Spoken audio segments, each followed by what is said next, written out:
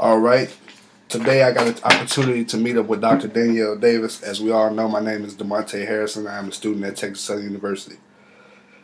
Dr. Danielle Davis grew up in New Orleans, Louisiana, and currently resides in Houston, Texas. She is a licensed doctor, well, licensed pharmacist, I should say, as well as her working at CVS. But today we'll be talking about her working at CVS.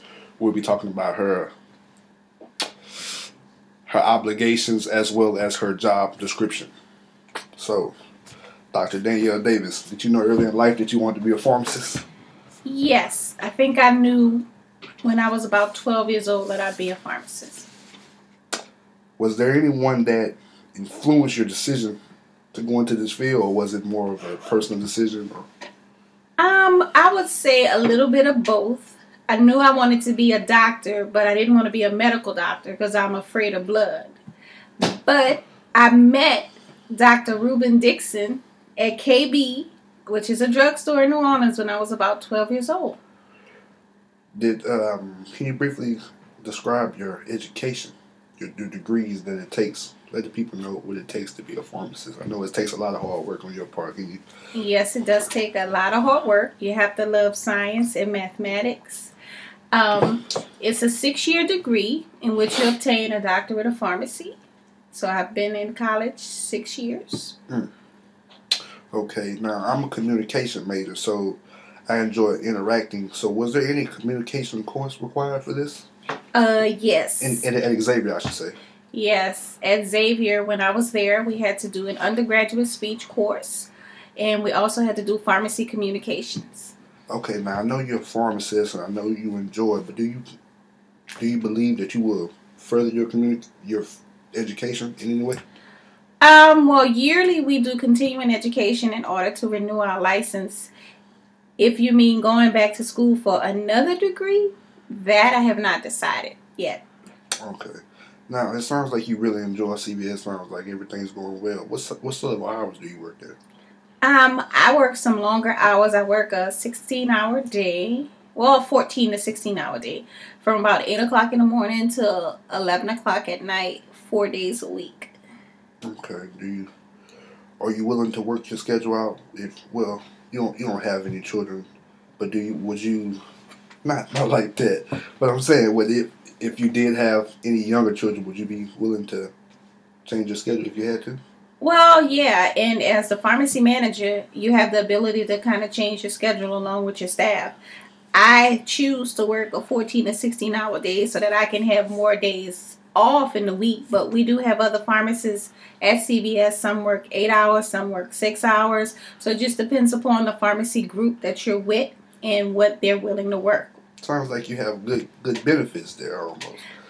Yeah, you have the best benefits you want to buy because healthcare is not free, as we all know. I was just going to say, it sounds like it can be kind of expensive at times. Not really. You just have to purchase what benefit plan would be best for your family. Okay. Is it what's stressful about being a pharmacist? The most stressful thing about being a pharmacist is always wondering if you gave a patient the correct medication, and are you counseling and advising them well? Yeah, because you're giving the wrong medicine. It's kind of lawsuit. Yeah. That can be very stressful. Can become a liability if you give the wrong prescription. Yes. Absolutely. But now that we talked about that, what do you like about being a pharmacist? I'm sure there's something to like about it. Yeah, I like interacting with the people. You meet some characters in the pharmacy. You also just meet a lot of different cultures, different backgrounds, different people, different education. As far as, now we're talking about communication, as far as communicating with the public, what challenges do you have to overcome at times? I think moving to Houston, one of the biggest challenges has been dealing with the Hispanic population and trying to get them to understand sometimes what you're trying to express in their English being so limited. That's one of the kind of drawbacks of, I guess, communicating with them when you don't speak their language. Okay. When obviously you're a pharmacist. Would you feel like your communication strengths are better than others at times? Sometime, only because I've been doing this so long. Some of the younger pharmacists and students that come out of school, I have a little advantage over because I've been doing it a longer period of time. Absolutely, absolutely. Now, would you say you have a weakness when it comes to communication, if any? Not a weakness. Just sometimes you gotta bite your tongue and you can't say all the things you want to say, but it's not a weakness, no. You wouldn't call it a weakness. No. So therefore, excellent. Have you had other than the Hispanic culture or population? Is there any other problem you have with communicating with just the general public? No, it's just sometimes you do have to be selective about the words and things you use when counseling about different disease states, particularly, HIV, different types of disease states. You have to be very selective about the type of language and how you phrase things. So how would you, tell me your own words, how do you handle those barriers? I mean, what are the steps that you take to interpret? Well, you always stop and think before you say the wrong thing and just kind of fill out the patient. Sometimes they'll let you know which way the conversation should go. Okay. Are there any brochures or pamphlets that you provide in any other languages, or do y'all have those in the pharmacy? We do have English brochures as well as Spanish brochures on most of your basic kind of general items. Tell me about gender as a female. Do you feel like there's any gender problems that play out? Do some of your customers feel like, oh, she's a woman, she doesn't know what she's talking about? Well, of course, you always have, like, older men would prefer to speak to a man about different problems and different things. And sometimes, some people just don't want to talk to you and they'll leave and go find a male pharmacist. And then you have women who just would prefer to speak with women. So it's mainly, how you present yourself and how willing the customer is with you. So how do you handle that? I mean, does it, obviously you're a very professional young lady. I mean, do you take that, do you take it for what it's worth, or does it? No, it doesn't bother me at all. I mean, if you need to see a man, and like sometime a man is not always available, and you might find at this pharmacy, the next pharmacy, it's going to be another woman. So sometime, the patient will have to just take what they can get or don't get treatment, basically. Understand.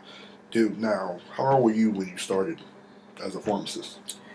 When I graduated from Xavier, I was 23. Okay. So do you feel like your age from then to now, do you feel like it's your attitude has changed more, or do you, obviously more than the mature stage that everyone goes through, but well, of course, the older you get, the more you grow, and you learn by experience. You learn from other people's actions. You read more. You learn a lot. So, of course, you look at it differently from now versus 16 years ago. Okay. Do you feel like your age makes a difference to certain people? Do you? No, because I look young and fabulous. Absolutely, you do. I mean, does nonverbal communication plays a big part in communication today, as we all know. Now, is there any nonverbal communication that you have going on as a pharmacist? I think the public can tell by your body action, your body language, whether you're friendly, whether you want to be bothered. So you always try to present the best body language that's welcoming and friendly to the public. So it's always what you greet people with, first impression almost. Yes. Mm-hmm. Absolutely, I agree. Now, as I conclude my interview with you, I do thank you for sitting down with me. But is there any final thoughts that you want to give me or any of my classmates that are watching? Not really.